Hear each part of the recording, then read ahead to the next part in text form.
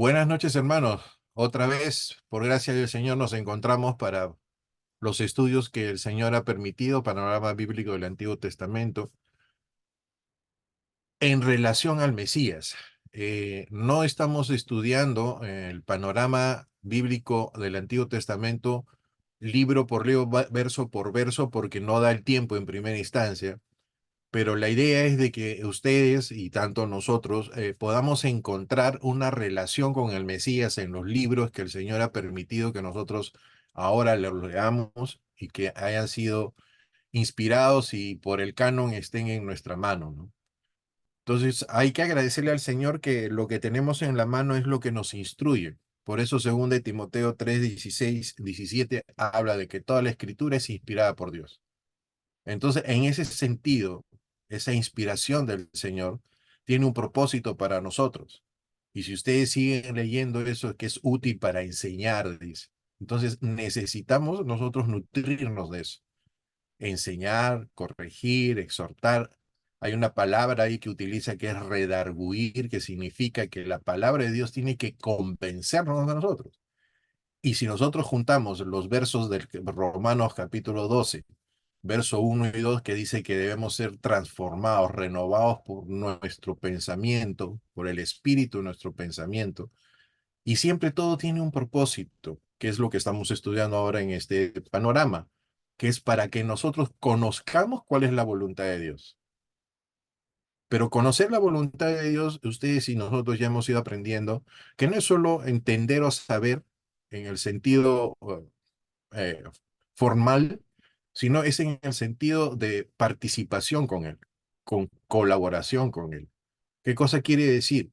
Que nosotros somos, podríamos ponernos como si fuéramos el papel donde el Señor escribe lo que se debe cumplir.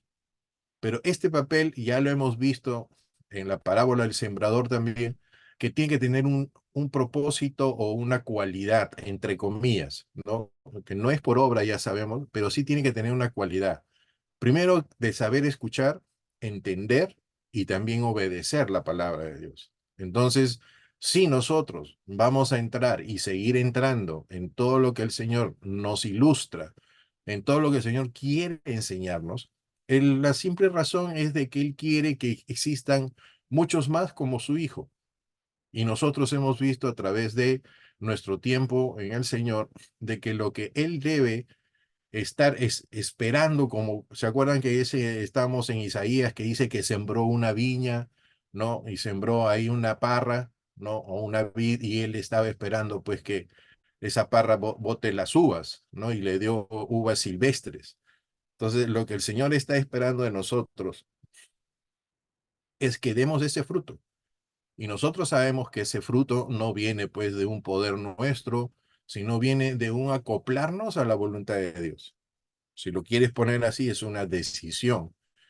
Pero solo es decisión porque lo demás lo hace el Señor. Desde el inicio en que nos pone en el corazón ese querer y el hacer que nosotros tenemos que trabajar la fe que el Dios nos ha dado y no ha puesto en nuestro corazón para que esa fe sea la que a nosotros nos produzca lo que dice Romanos 6:23, que si nosotros hemos recibido del Señor el paso o el fruto de ese recibir esa gracia de Dios es santificación.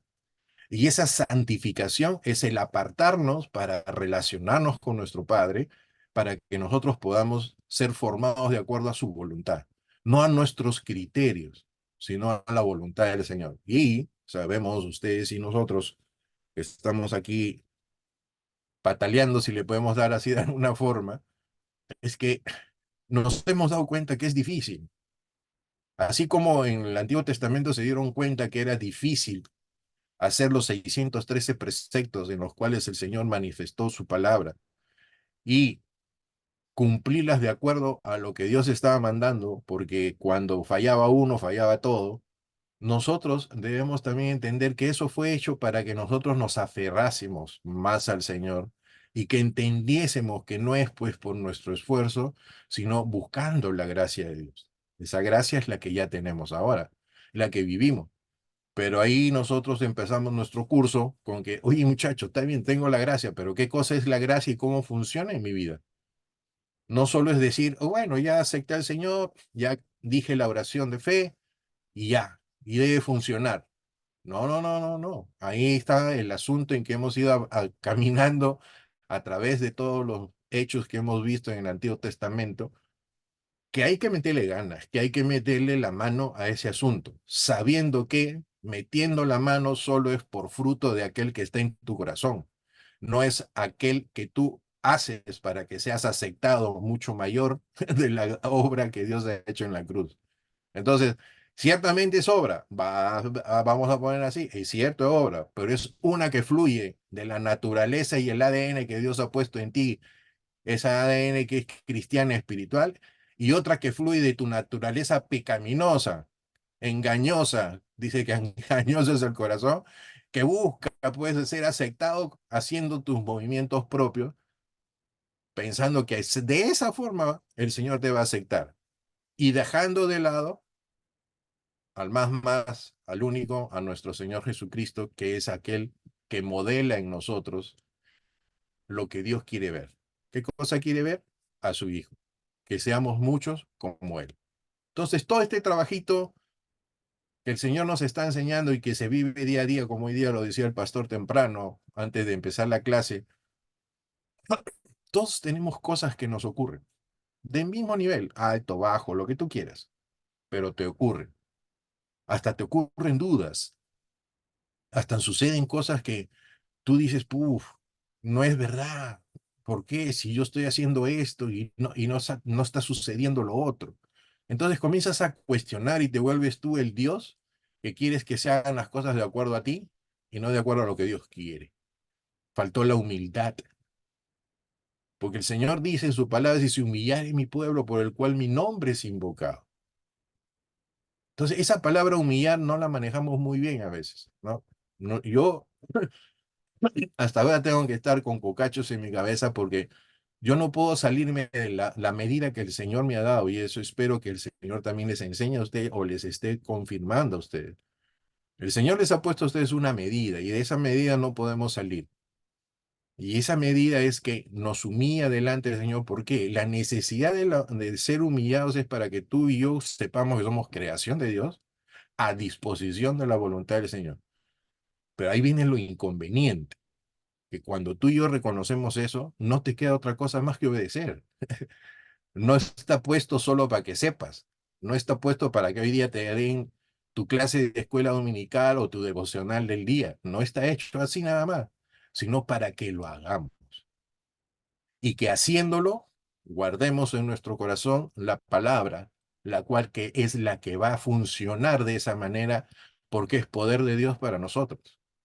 Porque en medio de esa palabra, en medio de ese mensaje, está el mensaje de Dios a través de que Jesucristo es el que nos nutre y nos sostiene en esta vida. Entonces, vamos a seguir viendo cómo se comporta el Antiguo Testamento, que nosotros vemos siempre que el Señor está que castiga, perdona, y la gente sigue igual. Y se ven cosas y manifestaciones que a Dios no le gusta y Dios ¡fua! Pone el orden, pone su justicia y todo sigue adelante. ¿En qué se diferencia o hay alguna diferencia entre lo que vamos a ver con lo que hacemos ahora? Para mí no existe, porque ese pueblo que tenía la cerviz dura por la naturaleza del hombre, no por ser la naturaleza de una nación, sino por la naturaleza del hombre, que estaba en rebeldía y que tenía que entender que tenía que acercarse al Señor, comenzó a vivir momentos de dureza de parte de las circunstancias que ocurrían, arrepentimientos en ese momento, pero volvían a caer de nuevo. Entonces vamos a empezar viendo que ahora nos toca Nahum. Está chévere el dibujo, ¿no? Eso también lo saqué ahí del internet. Bueno, entonces como ustedes saben, siempre tienen su videíto, así que atentos para poder ganarle tiempo al tiempo y entendamos más a grosso modo. Acá tenemos una estructura de lo que es el libro de Nahum. Y en el primer nivel se trata también, ¿se acuerdan quién era el que fue enviado a un lugar y lo tragó un pez grande? Jonás, ¿A dónde Dios lo envió? Nínive. A Nínive. Este también profeta habla de Nínive. Y en ese Jonás, Dios perdonó a Nínive. Pero en este Nahum se está mostrando que ellos vuelven a pecar. ¿Ok? Y ahí viene el castigo. Entonces, la destrucción de Nínive, ¿quién la hace? Porque Dios. Dios da siempre, como es justo, cuando tú haces algo, Él da la recompensa, ¿no? Como dice, la paga del pecado es muerte y el fruto del Espíritu es vida, es vivificante. Entonces, en el primer nivel tenemos que Dios es el que maneja todo ese proceso, lo permite y lo hace directamente. ¿Estamos? En la segunda etapa, ¿por qué destruye Dios un local o una persona o una ciudad o un estamento? Es por el pecado. ¿Ok? Y le llamamos pecado a toda aquella cosa que sale fuera de la voluntad de Dios. Pequeña, chiquita, mediana, lo que tú quieras, pero no está en la voluntad de Dios. Eso se llama pecado. En el tercer estamento que vamos a ver, ¿qué utiliza Dios? ¿Directamente el fuego del cielo o utiliza también el instrumento de la conquista alrededor en este momento de lo que era el pueblo de Israel? Y en este caso estamos hablando de Babilonia. ¿Ok? Ahora nosotros en el video vamos a ver todo este resumen.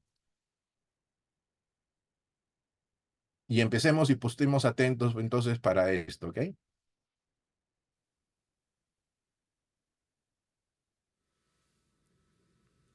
El libro del profeta Nahum. ¿Se escucha bien? Este breve libro profético es una colección de poemas que anuncian la caída de uno de los peores opresores de Israel, el antiguo imperio asirio y su ciudad capital, Nínive.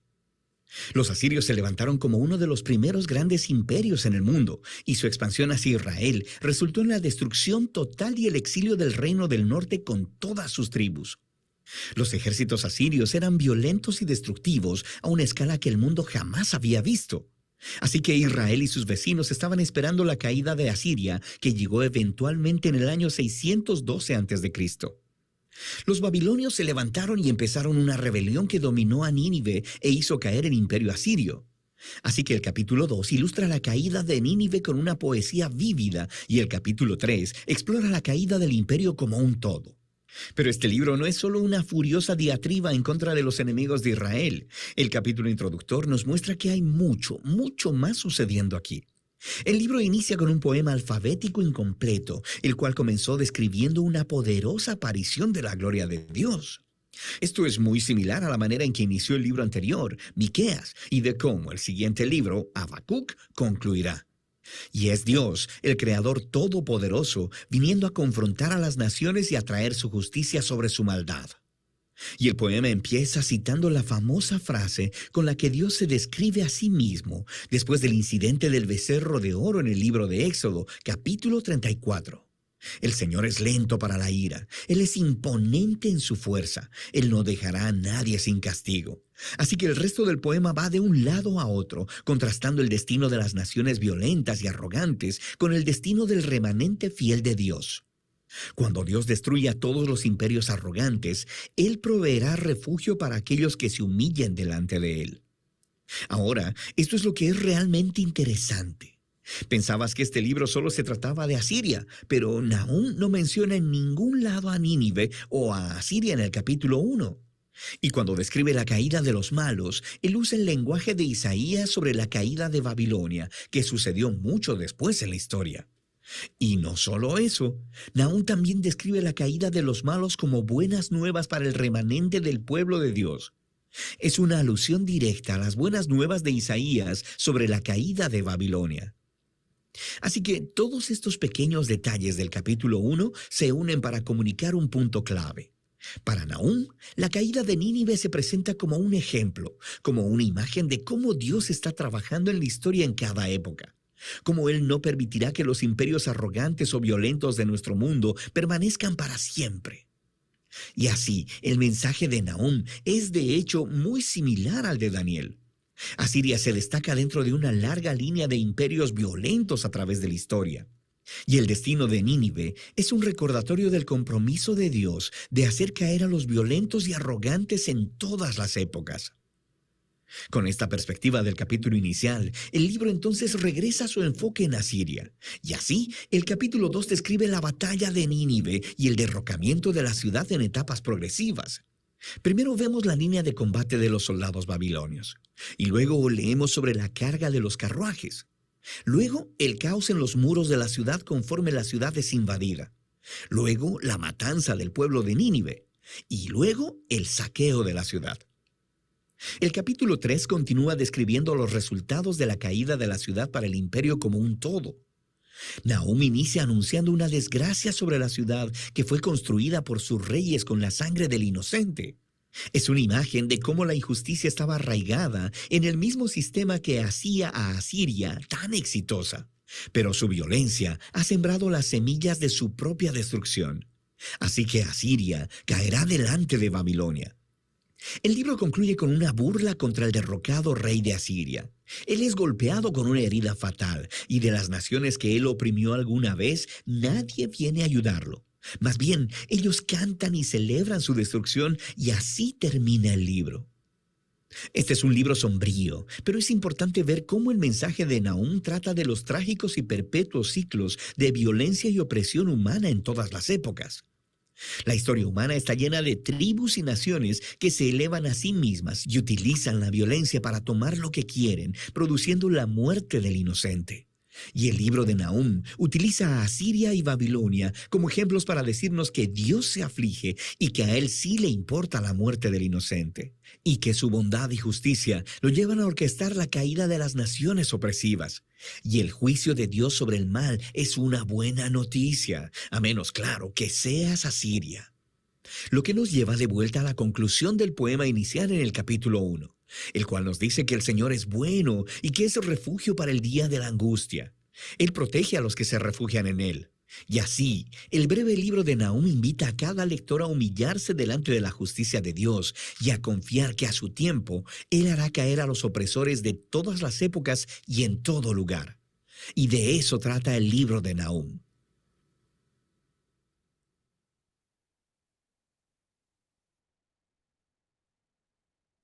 Amén. Yo quisiera que nos pongamos en el capítulo 1 de Nahum un ratito para conversar con ustedes de algo antes de entrar a Habacuc. Una pregunta, ¿tienen ahí en su Biblia, Nahum, por favor? Del capítulo 1, verso 1 hasta el capítulo 7.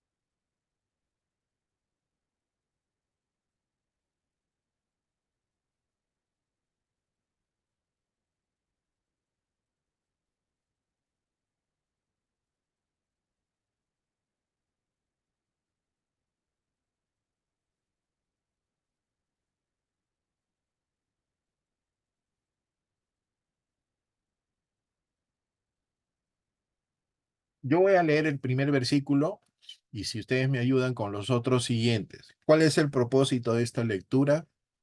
Es que si nosotros queremos conocer un poco más de nuestro Dios, de a quien proclamamos que Él es el todo y que por medio de Jesucristo lo honramos, vamos a ver aquí quién es ese Dios que conocían en el Antiguo Testamento.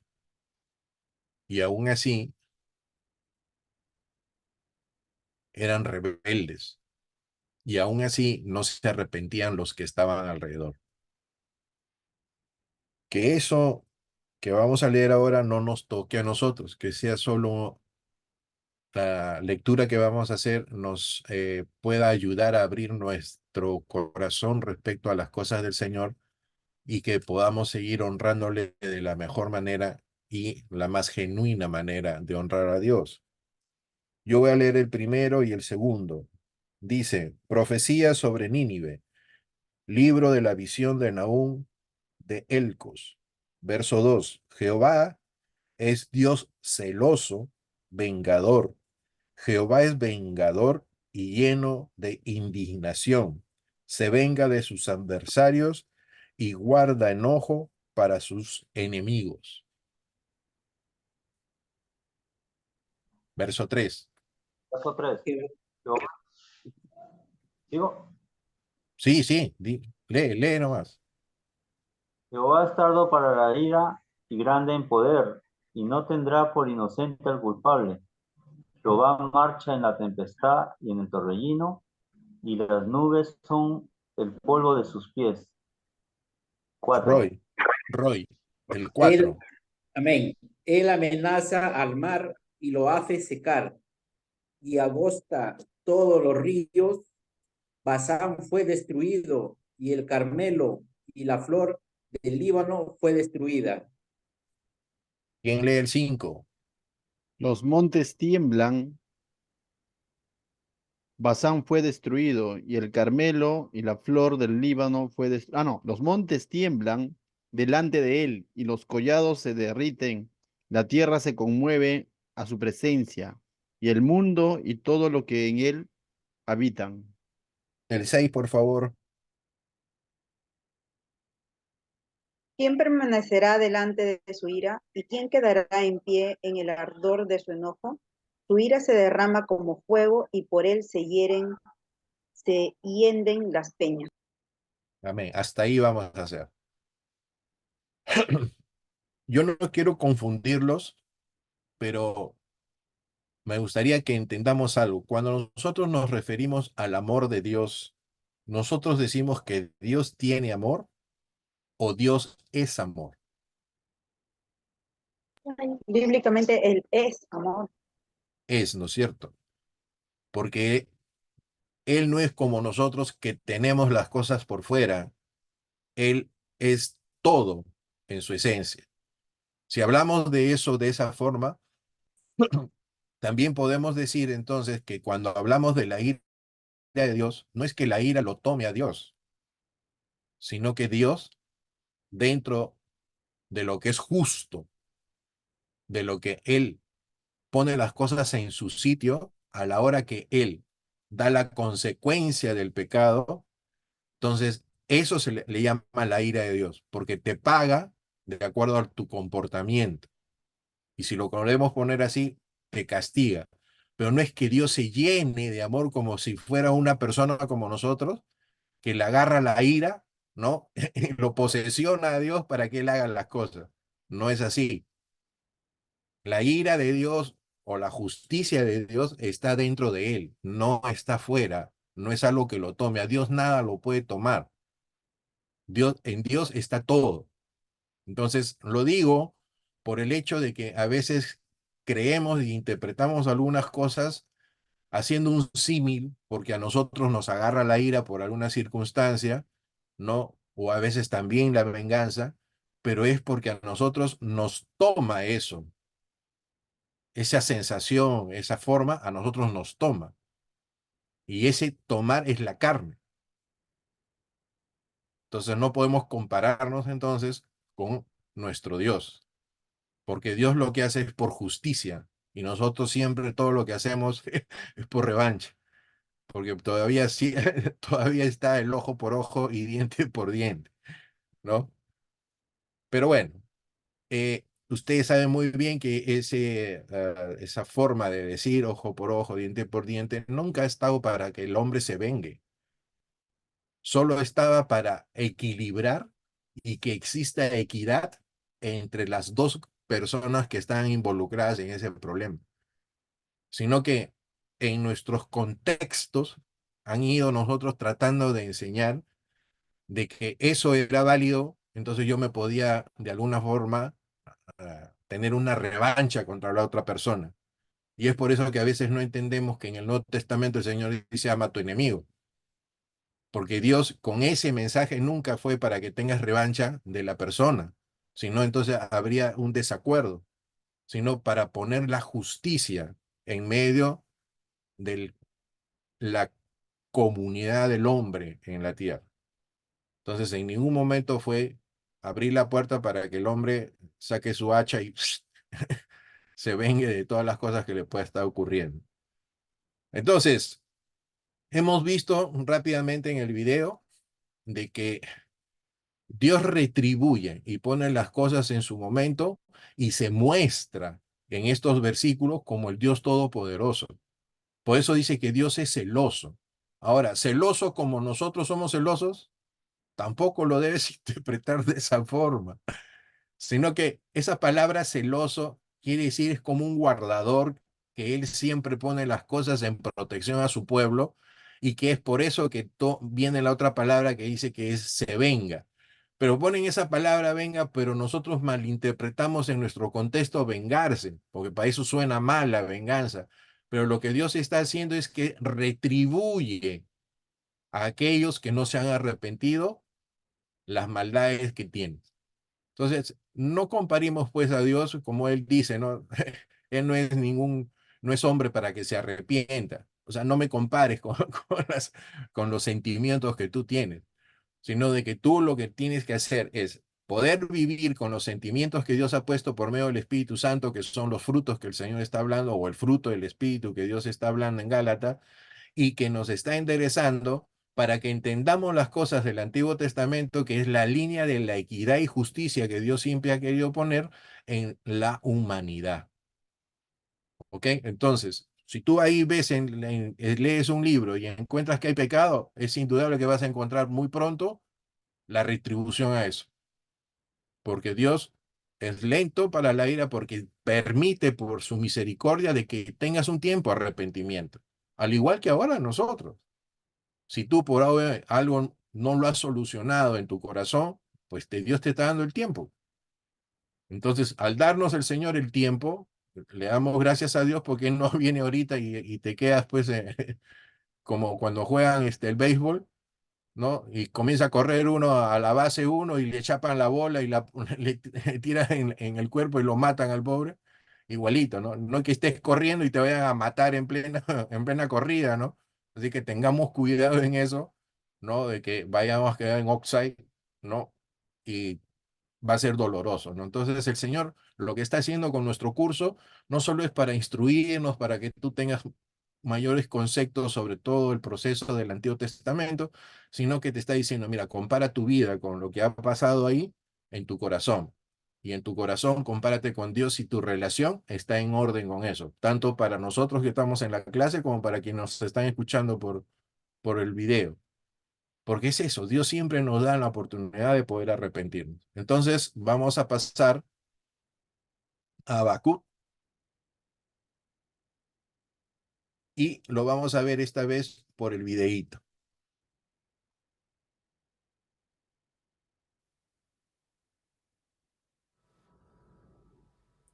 El libro del profeta Habacuc. Él vivió durante las últimas décadas del reino del sur de Israel y era una época de injusticia e idolatría. Él vio en el horizonte la creciente amenaza de Babilonia y esas no eran buenas noticias para nadie. Pero a diferencia de otros profetas, Habacuc no acusa a Israel. Ni siquiera habla al pueblo de parte de Dios. Más bien, todas sus palabras están dirigidas a Dios personalmente. Y el libro habla acerca de la lucha personal de Habacuc, su travesía personal al tratar de creer que Dios es bueno a pesar de tanta maldad y tragedias en el mundo. Así que las palabras de Habacuc son en realidad poemas de lamento y son muy similares a los lamentos que encuentras en el libro de Salmos. El poeta presenta una queja y luego dirige la atención de Dios al sufrimiento y a la injusticia en el mundo, demandándole que haga algo. De hecho, saber acerca de este lamento es clave para entender el diseño y el mensaje de este breve libro. Los capítulos 1 y 2 se enmarcan como una discusión que va y viene entre Habacuc y Dios, y el profeta presenta dos quejas a las que Dios ofrece dos respuestas. Su primera queja es que la vida en Israel se ha vuelto horrible. La Torá es ignorada, lo que resulta en violencia e injusticia, y todo esto es tolerado por los líderes corruptos de Israel. Y Habacuc está clamando, pidiéndole a Dios que haga algo, pero nada parece cambiar.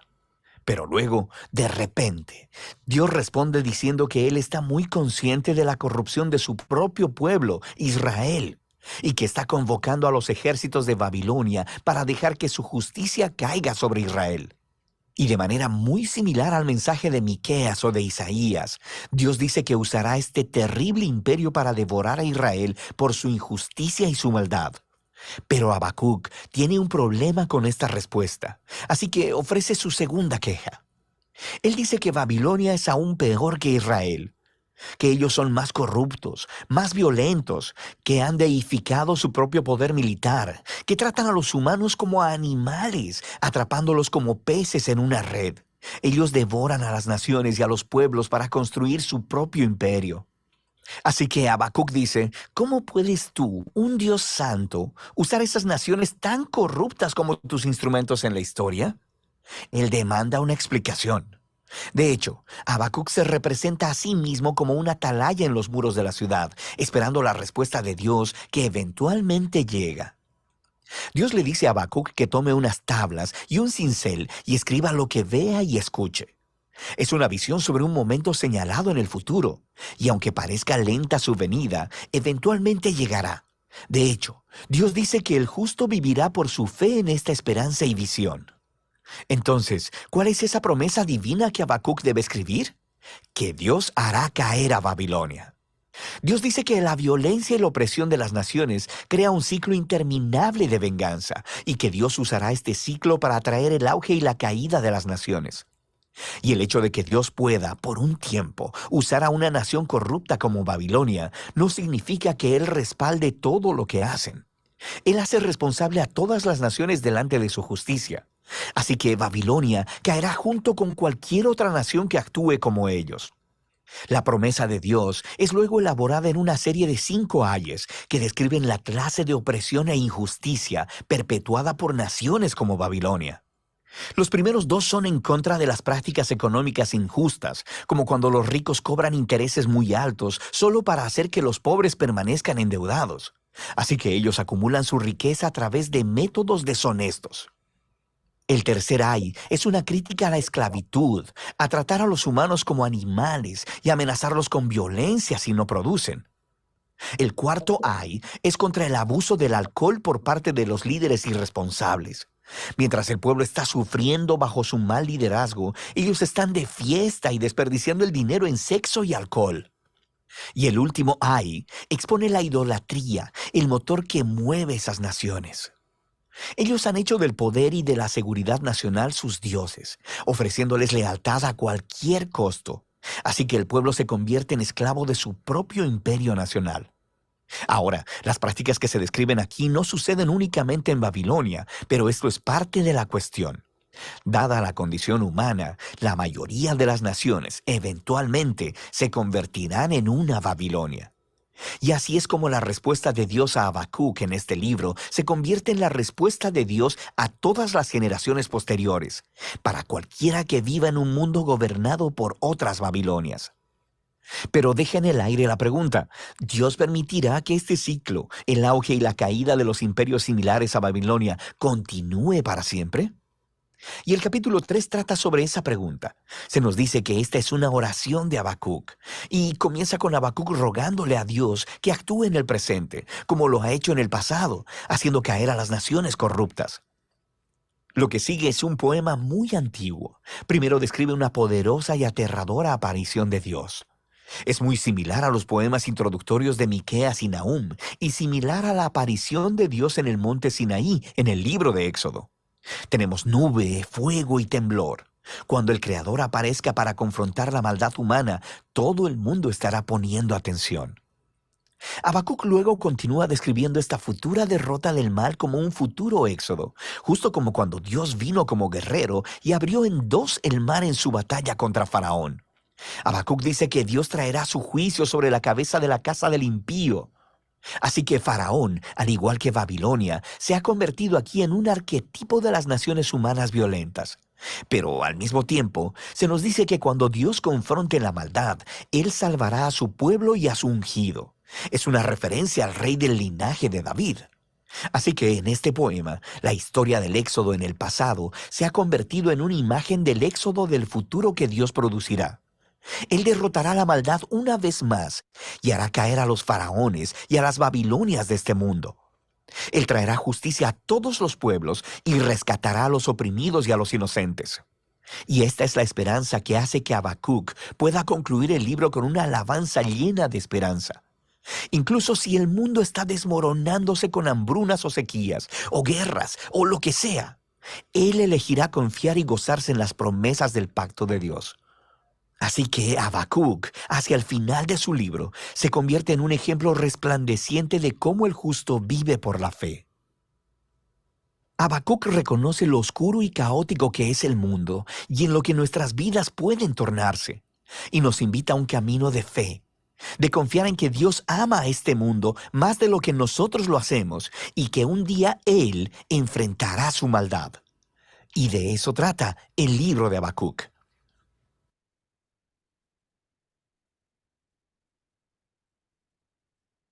Ok. ¿Algunos comentarios de lo que han escuchado? ¿Se parece algo a nuestros tiempos? Un poquito, aunque sea.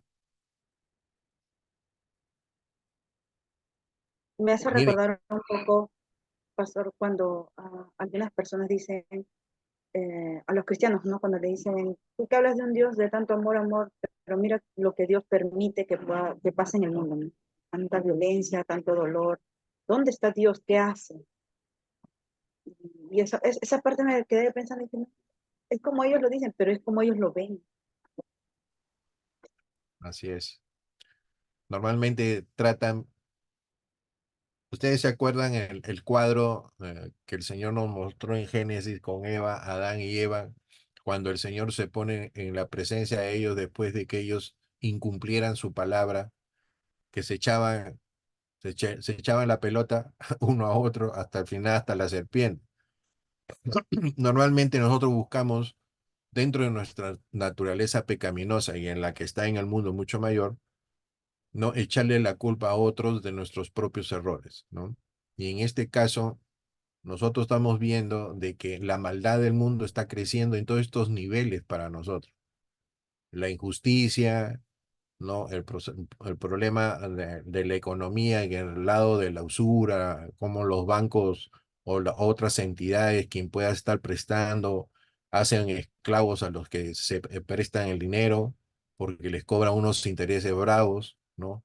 Y lo que dice ahí los líderes irresponsables que se autodenominan líderes en la iglesia, pero están pecando, ¿no? Y el sexo, como en toda situación de la Biblia, ¿por qué sale el sexo?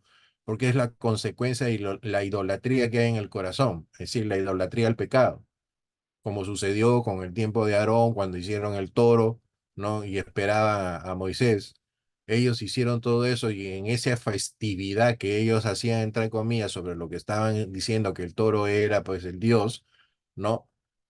Esa forma de hacer esa festividad fue en desenfreno de llegar a todas esas cosas, ¿no? Entonces, cuando se habla de esta cuestión, se está hablando del adulterio, de la fornicación, pero eso en el lado espiritual también, no solo por los matrimonios, sino en el lado espiritual, que es el que el Señor ve en principio, porque nuestros actos es la secuencia final de lo que ya está en nuestro corazón en un principio, ¿no? Entonces, en ese sentido, todo este de acá, lo que hemos visto, este cuadro, es toda esa distorsión. Y tú y yo y todo el mundo de los que somos cristianos o el remanente del Señor, no debemos olvidar de que estamos viviendo en eso. Es decir, ¿a qué me refiero? Estamos viviendo en ese paisaje, pero le está diciendo de que el justo, por su fe, vivirá. Entonces le está pasando la voz a aquel que está y es creyente. Oye, muchacho, tú vas a ver todo eso, pero no te, por decir así, no te quites la esperanza de que el Señor va a hacer todas las cosas en su momento. Vive de otra forma. Entonces, Hay muchos en nuestro entorno cristiano que al ver tanta injusticia, al ver tantas cosas malas y esto, ven esas cosas malas, pero no recuerdan que tenemos un Dios todopoderoso que ya estableció sus tiempos para corregir las cosas. Entonces, ¿qué cosa es un reto para nosotros? Vivir, como dice ahí. Nosotros, el justo vivirá por la fe. Y no somos justos por nosotros mismos, sabemos bien, sino porque es el regalo de Dios que nos ha dado por imputarnos nosotros lo que ha hecho Jesucristo en nuestra vida, nos ha redimido.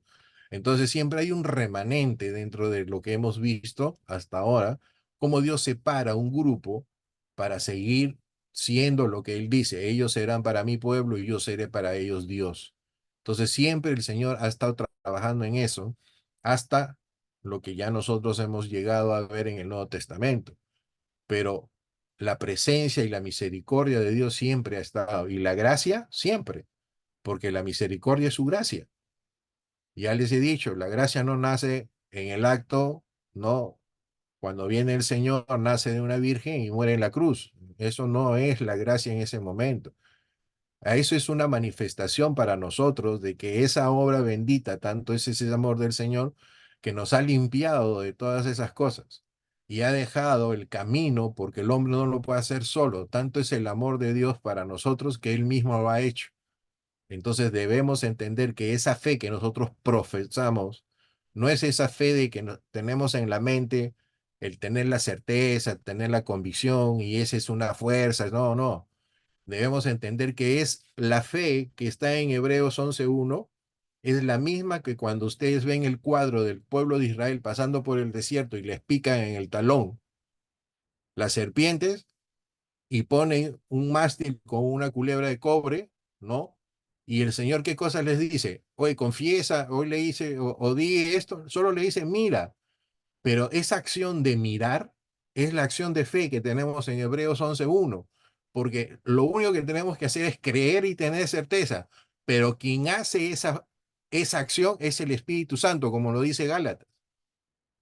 Para ti y para mí es creer nada más, o sea, créelo, o sea, no te metas en la mente esa que, si yo lo repito 1000 veces y yo lo creo y lo tengo certeza como una parte magnética, filosófica, yo voy a traer todo lo que yo tengo y eso es fe. No, ahí te estás pudriendo, ahí te estás muriendo, eso no es, sino que es creer, es saber que si tú tienes esa creencia como lo que miraron para sanarse, en el desierto por la picadura de la serpiente, nosotros tenemos que tener esa fe, de esa convicción y esa certeza para que Dios obre, no para que tú obres. Solo tú tienes el único poderío que tenemos con eso es que creemos, punto. Pero lo demás, la fuerza que viene de eso, por eso, con eso se moverán montañas, dice el Señor en su momento. ¿Por qué? Porque lo hace el Señor, no lo hace esa fe en el sentido que es tuya, sino es que tú crees que Dios lo va a hacer, entonces Él por su misericordia lo hace. En Gálatas hay una descripción que el Espíritu Santo se manifiesta por esa fe. Y Él es el que construye y Él es el que hace esas cosas. Así como Jesucristo sostiene por medio de su palabra, todas las cosas subsisten por Él. Nosotros mismos, cuando estamos muriendo a nosotros y viviendo en fe, estamos permitiendo, colaborando de alguna manera para que lo que Dios quiere obre en nosotros. ¿Tú quieres cambiar? ¿Tú quieres hacer una transformación de tu vida? Entonces, muchachos, lo que tenemos que hacer es creer que Dios lo puede hacer. Pero ese creer se llama fidelidad. Ese creer se llama responsabilidad con el Señor. Ese creer se llama obediencia delante del Señor. No solo es pensar nada más. Entonces, en ese sentido, estamos en un cuadro de demasiado ya las cosas como se están dando ahora y como que somos un mundo grande, no lo vemos, pero sí lo vemos a cada rato. Si prendes el televisor, no más, lo único que te están mandando son puras noticias de robos, asaltos, matanzas, sicariato. Y un cristiano se puede asustar de eso. No, un cristiano lo que tiene que es afirmarse más en su fe, porque el Señor es el que se va a encargar de todas esas cosas. Y a nosotros nos tiene que mantener unidos en la fe. Bueno, se parece un montón todo lo que el Señor nos enseña a través, a través de esto, no perdamos la visión o la brújula de ver de que todas esas cosas el Señor las permite, que nosotros nuevamente las reconstruyamos en nuestra mente para que nosotros tengamos temor de Dios como debe ser, ¿no? Entonces, vamos ahora al tercero, Sofonías. También tiene su cuadrito, pero yo quiero aprovechar el video y ahí vamos. Sofonías. El libro del profeta Sofonías. Sofonías vivió durante las décadas finales de Judá, el reino del sur. Fue cuando el rey Josías había intentado traer un cambio verdadero a la tierra al quitar los ídolos y restaurar el templo para adorar solo al Dios de Israel. Pero Israel ya había ido demasiado lejos. La adoración a otros dioses estaba demasiado arraigada en la vida del pueblo. Y resultó que el orgullo de Josías lo llevó a una muerte trágica en el campo de batalla, mientras conducía a Jerusalén hacia una colisión con Babilonia. Y Sofonías ya había visto cómo vendría todo esto. Durante años, él había estado advirtiendo a los líderes de Israel, y este breve libro es una colección de su poesía que resume su mensaje. Está diseñado para tener tres partes principales. La primera se enfoca en el día en que el juicio del Señor vendrá sobre Judá y Jerusalén. La segunda parte es acerca del día del juicio del Señor sobre las naciones y Jerusalén una vez más. Y luego, la tercera sección explora la esperanza que permanece para las naciones y para Jerusalén después del juicio de Dios. La primera sección inicia con una impactante inversión de Génesis 1. El bueno y ordenado mundo de Dios descenderá de vuelta al desorden, oscuridad y caos, volviéndose inhabitable una vez más. Y conforme sigues leyendo, te das cuenta de que el desarrollo de Sofonías de todas estas poderosas imágenes poéticas es para describir cómo terminará el mundo de Jerusalén. Todas las instituciones de la ciudad para adorar a los ídolos de los cananeos serán destruidas. Todos los líderes que cometieron injusticia, todos los centros económicos donde se realizaron préstamos y endeudamientos corruptos, todo desaparecerá con los muros de la ciudad. Sofonías desarrolla estas imágenes casi apocalípticas para mostrar la importancia de lo que va a suceder. Todo se refiere a un gran ejército que vendrá para acabar con Jerusalén. Ahora, es interesante que Sofonías nunca menciona de quién es el ejército que Dios usará para traer este juicio. Sabemos por los otros profetas, Miqueas o Habacuc, que es de Babilonia. Pero Sofonías nunca menciona eso.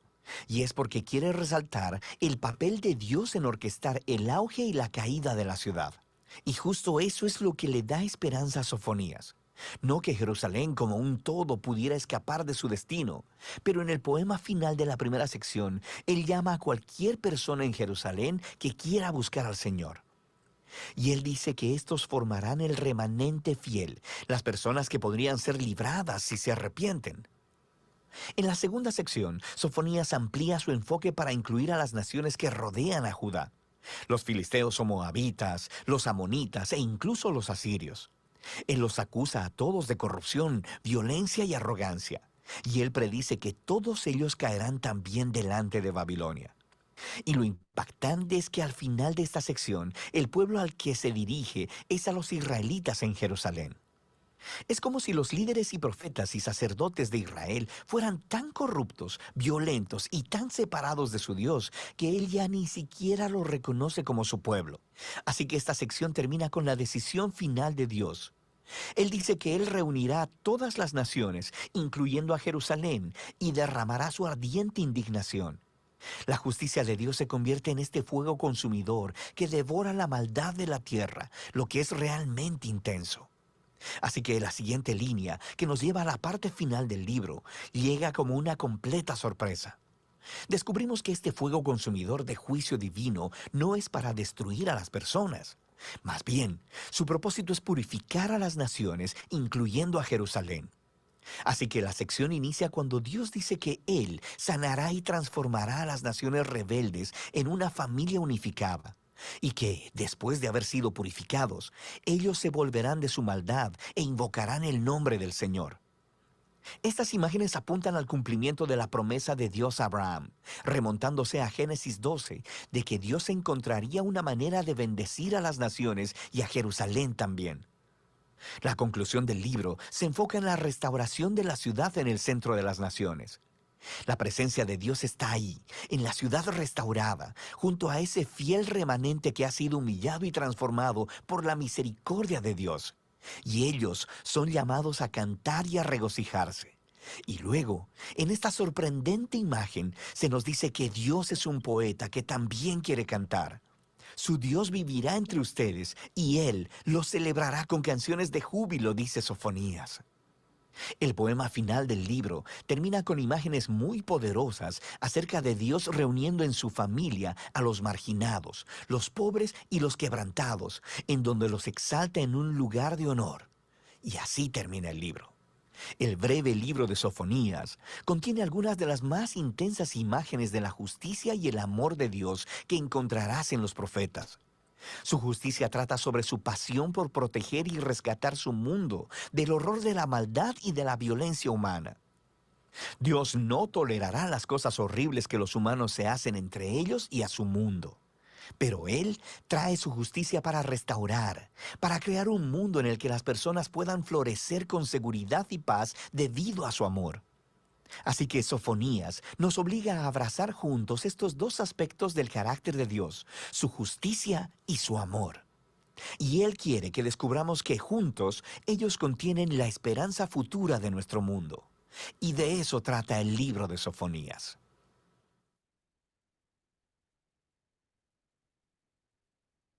Amén. ¿Alguno de ustedes alguna vez ha cantado el Sofonías 3:17 en alabanza al Señor? Hablo de los bien antiguos, ¿ah? Amén. Chivolo en eso. ¿Se acuerdan? Eso es lo que se cantaba recién al principio del movimiento cristiano. Y digo movimiento cristiano porque fue el movimiento del Espíritu, sacar a mucha gente de varias denominaciones y hacer ya una iglesia del Señor, ¿no? Que ya después nuevamente volvieron a sus cubiles, ¿no? Pero fue un momento de libertad más o menos para el año 1981, 82 más o menos. Así que ahora que estaba escuchando, ese Sofonías 3:17 cantaba como alabanza. Pero una de las cosas que vemos aquí, hermanos, es esa palabra, dice remanente. Y cada vez que hablan de remanente, yo añoro en mi corazón ser considerado en ese remanente, ¿no? Estoy muy ah, deseoso y tengo esperanza en el Señor de poder pertenecer a ese remanente. Pero ese remanente no está solo para recibir, ese remanente está para actuar y hacer la voluntad de Dios. Tenemos que proclamar, de acuerdo a la gracia del Señor y su misericordia por medio del Espíritu Santo, ese Señor que a nosotros nos ha dado esa gracia de la salvación. Entonces, no podemos solo recibir y quedarnos quietos. Es un compromiso de poder proclamar sus virtudes de nuestro Dios. Y a eso, para eso viene la contraparte, ¿no? De que no solo es la emoción de haber recibido al Señor en tu corazón, sino es la preparación que debes tener por la palabra de Dios para poder tener el sustento. Dice, de la llenura de tu corazón, habla tu boca, dice. Entonces, en tu corazón, lo que tienes que es guardar la palabra de Dios para que ésta fluya cuando el Espíritu le plazca tocarte para poder bendecir a otros por medio de la palabra del Señor. Entonces, eso implica de que tú te vas a dar cuenta que no somos nosotros, sino es el poder del Señor que tiene la gracia y misericordia de ministrar a tu vida como a quien tú estás ministrando a la hora de otorgar la bendición de la palabra de Dios. Entonces, eso se llama ministrar la palabra del Señor. Eso se llama llevar el evangelio, llevar el poder de Dios en el sentido de que va intacto porque quien maneja ese poder, quien hace que se manifieste ese poder es el Espíritu Santo, no somos nosotros. Por eso a veces hemos dicho que cuando tú evangelizas, no tienes por qué convencer, o sea, no es tu misión convencer a la gente.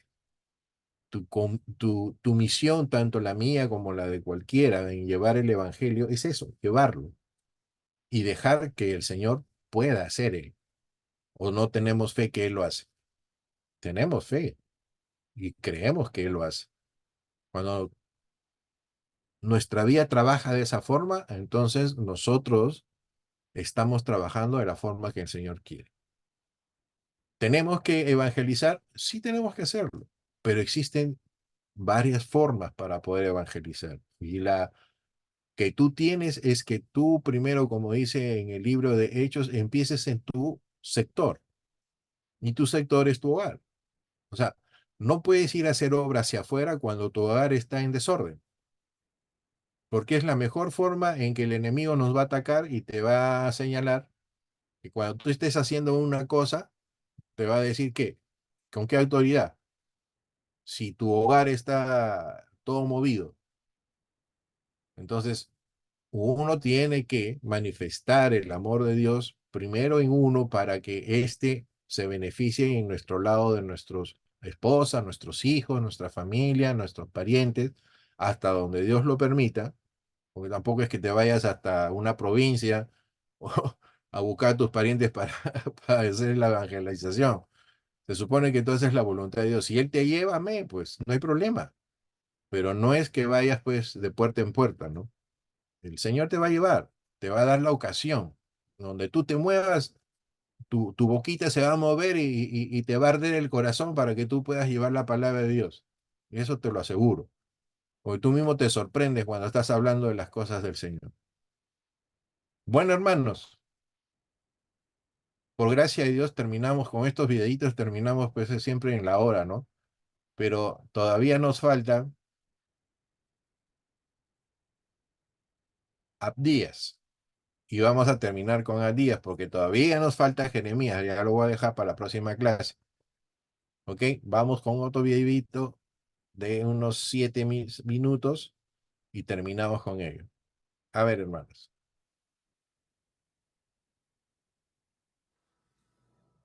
El libro del profeta Abdías. Este es el libro más corto de todo el Antiguo Testamento, con apenas 21 versículos. Y a primera vista no luce muy prometedor. Es una serie de poemas de juicio divino contra el antiguo pueblo de Edom, que fue una nación vecina a Israel del otro lado del Mar Muerto. Sin embargo, hay muchas otras cosas sucediendo aquí. Primero que nada, aquí está la historia que hay detrás. El pueblo de Edom era único porque tenía ancestros en común con los israelitas. Ambos pertenecían a la familia de Abraham, quien con Sara tuvo un hijo, Isaac, y quien a su vez, con su esposa Rebeca, tuvo 2 hijos, Jacob y Esaú. Ahora, el libro de Génesis nos contó la historia de estos 2 hermanos, y lo menos que podemos decir es que ellos tuvieron una relación tensa. Luego, ellos recibieron los nombres de Israel y Edom, que eventualmente se convirtieron en los nombres de las familias que descendieron de ellos. Y estas familias reprodujeron la misma relación difícil de sus ancestros. Israel y Edom tuvieron tensiones enormes a lo largo de los siglos, pero todavía compartían ese lazo familiar. Y es ese lazo el que fue traicionado y roto en los trágicos eventos de la caída de Jerusalén a manos de Babilonia. Cuando Israel fue invadido y conquistado por Babilonia, el pueblo de Edom aprovechó la situación y saqueó otras ciudades israelitas, capturando y hasta asesinando a refugiados israelitas. En otros libros proféticos, Dios hizo responsables a los vecinos de Israel por esta clase de violencia. Así que aquí, Abdías hace lo mismo con Edom. El breve libro tiene 2 mitades. La primera parte es una serie de acusaciones contra los líderes de Edom, específicamente por su orgullo y su autoexaltación. Tiene un sentido literal, ya que vivían en rocas altas en el desierto, pero también metafóricamente, pues ellos realmente se creían superiores a los israelitas. Y es ese orgullo el que llevó a los edomitas a no solo no hacer nada cuando Babilonia vino a destruir a Jerusalén, sino a incluso participar en la destrucción. Así que Dios dice a través de Abdías que Edom será derribado de las alturas y destruido.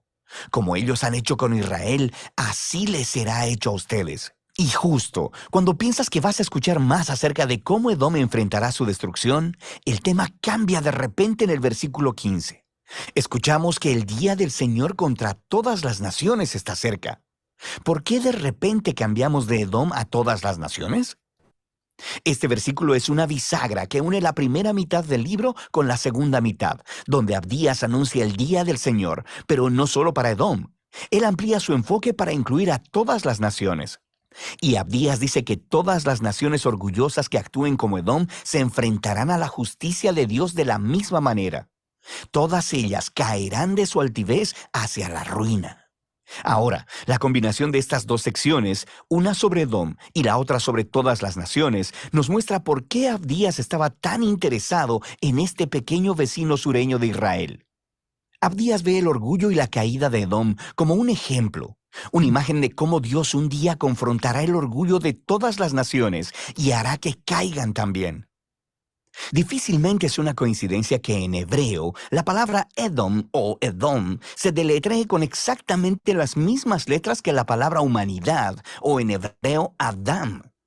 En Abdías, el ascenso y descenso de Edom es una parábola de cómo la justicia de Dios un día se opondrá al orgullo y la violencia entre todas las naciones en el día del Señor. Pero como en todos los profetas, el juicio de Dios nunca es la última palabra. Recuerda específicamente la conclusión de los dos libros que están justo antes de Abdías, Joel y Amós. Joel había dibujado una imagen de lo que sucedería después del día del Señor contra todas las naciones. Él dijo que Dios haría un nuevo acto de salvación en Jerusalén y que todos los que se humillaran a sí mismos y clamaran a Él serían libertados.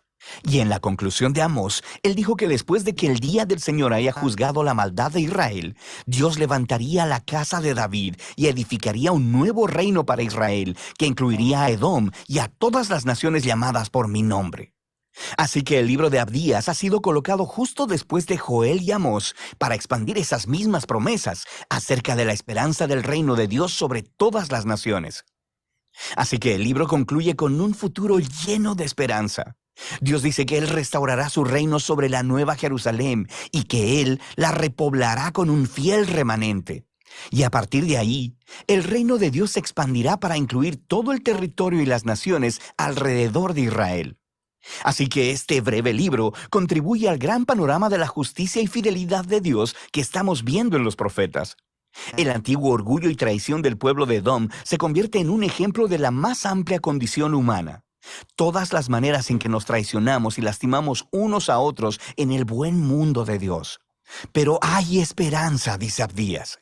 La caída de Edom apunta al día en el que Dios lidiará con el mal en nuestro mundo, trayendo también su sanador reino de paz sobre todas las naciones. Y de eso trata el libro de Abdías.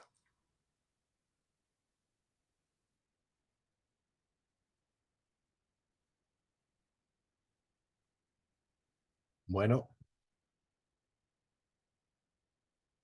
rapidito nomás fue,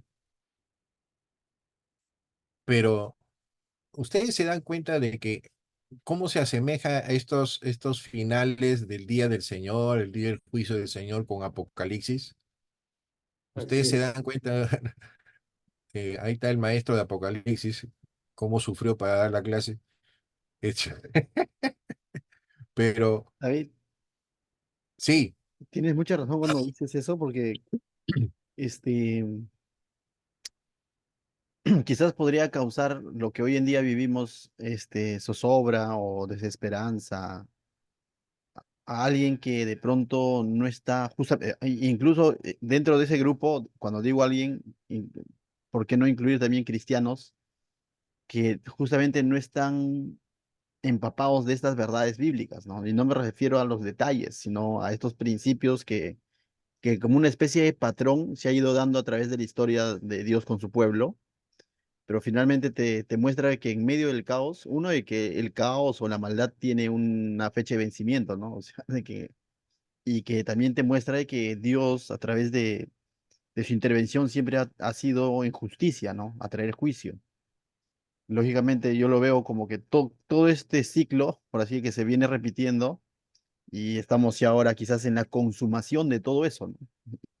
De tal manera que nosotros como cristianos, al ver el obrar de Dios con su pueblo, con el pueblo de Israel, a través de estos libros, también debería eso afianzar nuestra fe y decir, ¿no? Finalmente Dios va a traer juicio en medio del caos, ¿no? Pero para nosotros debe representar eso esperanza, ¿no? Porque hay una promesa para su remanente, como dices tú, ¿no? El justo por la fe vivirá, ¿no? Entonces, qué importante es conocer el Antiguo Testamento, ese panorama y esos patrones que se vienen dando y ver, ¿no? Cómo es que Dios siempre finalmente va a vencer, ¿no? O es el que tiene el control, por así decir, incluso en los tiempos, por más caos que haya, ¿no? ¿Por qué? Ahora mismo, ¿no? Quizás aún no estamos viviendo esos tiempos apocalípticos, pero ya, ¿no? O sea, con esto yo no quiero decir, ya el anticristo está orando, no, todavía quizás no podríamos afirmar, menos que Jesús ya viene mañana, pero sí hay algo que debemos tener seguro, ¿no? De que finalmente Dios va a reinar, que finalmente el Señor va a reinar y que finalmente, entonces, el leer incluso o el ver estas historias reales o el leer el Apocalipsis debe traernos esperanza, bien, ¿no? Y anhelo y decir, Jesús viene pronto, ¿no? O sea, lo que Amén. decían Maranata, ¿no? O sea, pero no traer zozobra, pero lo triste es que el incrédulo es comprensible, no conoce, pero lo triste es que dentro del círculo cristiano, a veces escuchar palabra apocalipsis, escuchar cosas así de los últimos tiempos, les trae cierto miedo, ¿no? Y eso también habla un poco entonces de cómo estás en tu conocimiento, tu comprensión de la palabra de Dios, ¿no? O sea, ah, ahí ya tendríamos que hablar quizás de cristianos emocionales o superficiales, o qué se está compartiendo, haciendo un mea culpa, ¿no? Como pastores, predicadores, ¿qué se está compartiendo en las iglesias? Pues, ¿no? O sea, definitivamente, si te metes a ese movimiento de la prosperidad, no te van a hablar nada de esto, sino al contrario, ¿no? De que la estás pasando happy, de que el Dios el dueño del oro y la plata y la tienes pasar bien y no te hacen ver este tipo de cosas de que tu esperanza tiene que estar en el Señor a pesar de situaciones difíciles que podamos estar viviendo ahora, ¿no? Entonces, eso quería añadir un poquito, David. No, sí está dentro de la pauta que estamos viendo. Y lo que el Señor nos ha llevado a enseñar, pastor, aquí, no solo en los cursos, sino en los momentos que hemos tenido para compartir la palabra de Dios los otros sábados. Y parecía, pues, y decían de alguna manera, en son de broma, de que ahí está el hermano que viene con palo, dice, ¿no? Que me habían puesto ahí. Pero definitivamente el propósito de la palabra de Dios es una exhortación, ¿no? Y qué bueno de que tengan o tengamos hermanos que nos puedan llamar la atención de la manera que el Señor quiere para despertarnos de nuestra apatía espiritual. Existe lo que se llama eso cuando uno se acomoda en un sillón, ¿no? Igualito, uno se acomoda en ciertas creencias que las cree y aún así de repente ni siquiera las ha investigado, ¿no? Y hablamos de investigar, como usted está diciendo, porque es menester, no lo quiero poner como una cosa drástica, pero es necesario que el cristiano se alimente de lo que nutre su espíritu. Y lo que nutre nuestro espíritu es la palabra de Dios. No puedes dejarla. Por más trabajo, chamba que tengas o cualquier cosa, tú tienes, como dice en Josué, estar de día y de noche meditando y para eso quiere decir que tienes que rumiar la palabra de Dios, tienes que masticarla. De repente un solo versículo te dura toda una semana, porque estás ahí y le das y el Señor te va mostrando y te va revelando.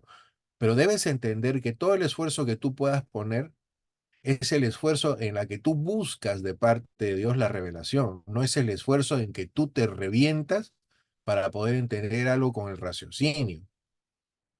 Debemos entender siempre desde un principio y lo básico, oye, mira, ve amigo, tú como yo somos hijos de Dios por la gracia de Dios. Y como hijos de Dios tenemos responsabilidades con papá. Y como tenemos responsabilidades con papá, mira, ve, tú crees que Dios no mira, pero Dios te mira, Dios te ve. ¿no? Y vamos, y esto parece ya un devocional de escuela dominical, ¿no? Pero, oye, si tú te crees ser más y siendo más pecas, entonces estamos mal. Porque si tú te crees ser más, entonces deberías ya estar ayudando a otros más a llegar a ese mismo más. Porque tu misión no es que tú aprendas solo. Tu misión no es de que tú comas tu papa rellena para ti solo y no convides. Porque a las finales eso te va a caer mal a ti. Esa comida te va a caer mal porque la estás guardando para ti. Es como el maná que guardaba en el desierto, ¿no? Dios daba la medida y la estatura es nuestro Señor Jesucristo. Y eso es lo que nosotros, Él es el maná nuestro. Y ese maná que nosotros comemos, Él lo ha puesto en su palabra.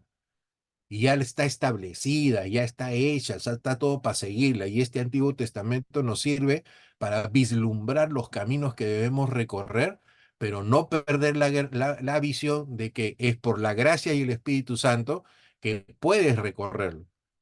Pero qué bueno que Dios te ponga del Antiguo Testamento y te diga, pues entonces, lámpara a mis pies es tu palabra y lumbrera en mi camino, porque esto es lo que está ocurriendo.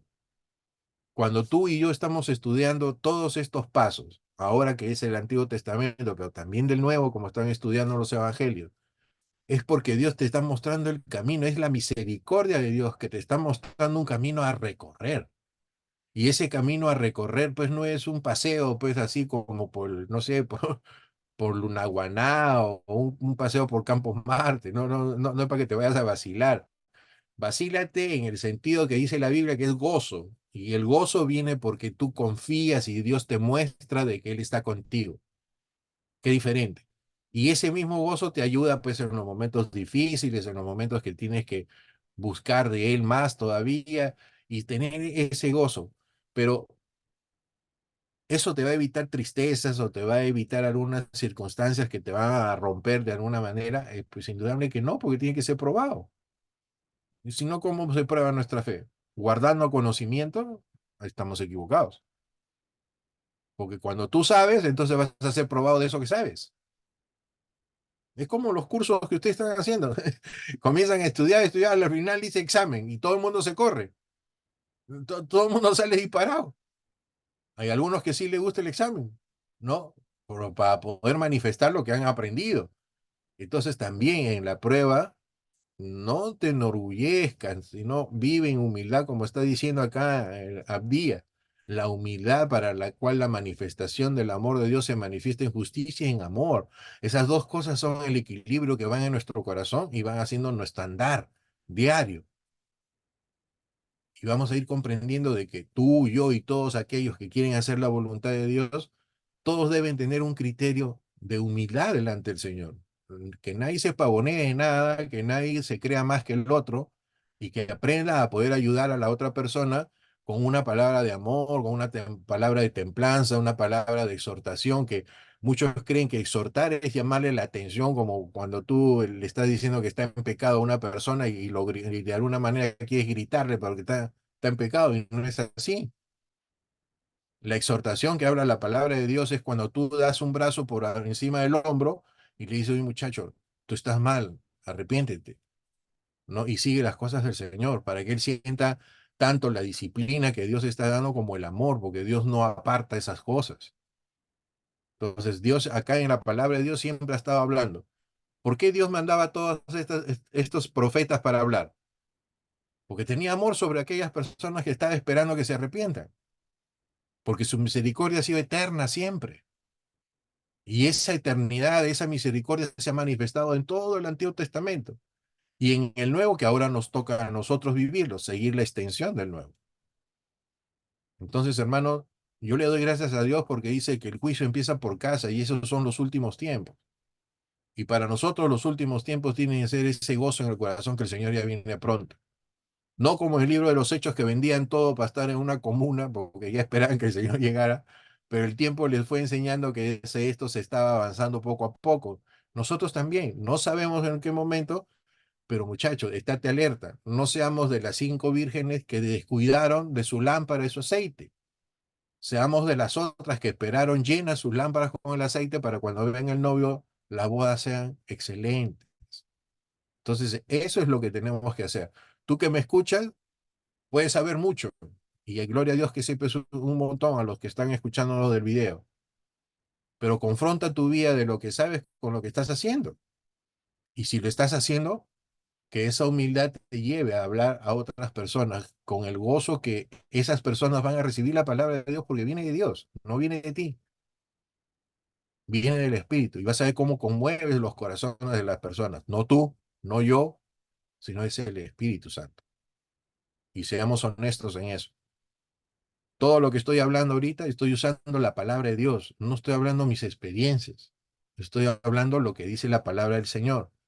Te lo parafraseo, pero es lo que está escrito en la palabra de Dios. Entonces, ¿en dónde uno puede pavonearse? No debe existir nada de eso. ¿Me entienden? Pero eso sí, como sabe el pastor, el estar en esta posición de enseñanza también vienen las pruebas, ¿no? Porque no solo pues es hablar, enseñar y pasar la piola, ¿no? Tienes que pagar precio, ¿no? Y bendito es el Señor por su precio. Aleluya. Así que nosotros vamos para adelante, no, no somos de los que retrocedemos. Y si retrocedemos es para saltar 3 pasos más adelante, ¿no? Nunca pase atrás, ¿no? Así que tengamos esa situación en nuestro corazón. Yo les animo que esto que ustedes han, desde el principio se le ha dicho, a nosotros, a Pastor y a mí, nos da el gusto y quizás nos honra el esfuerzo que ustedes hacen porque lo están dedicando para el Señor, porque el Señor dice, todas las cosas que tú hagas, hazlas como para el Señor. Y si tú estás ahorita acá parado, sentado, parado, o lo que sea, escuchando, no lo estás haciendo por cumplir algún compromiso por tu palabra solamente, sino porque se lo estás dedicando a Dios. Y es una forma de oración. Y esa adoración es la bendita que el Señor recibe. De un corazón humilde, que escucha, que apunta, que medita, que hace, que se instruye. Entonces, en ese sentido, yo muy agradecido de que ustedes dediquen este tiempo, ¿no? Y que juntos podamos aprender las cosas del Señor. Así que cualquier cosa, estamos a disposición. Pastor, lo dejo en control absoluto. Hasta la próxima, hermano.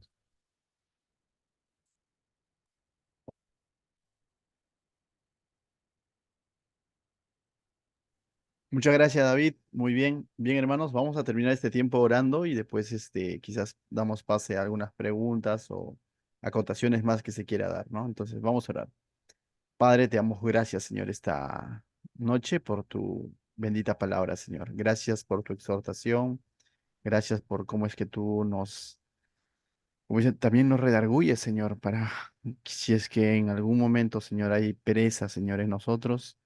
Esto nos anima, Señor, no solamente a seguir creyendo y confiando en ti, sino también a comenzar a manifestar, Señor, lo que creemos, Señor, a todos aquellos que estén a nuestro alrededor, Señor, familiares, amistades, compañeros de trabajo, Señor, que aún no conocen tu verdad, Señor. Tenemos responsabilidad como pueblo tuyo, Señor.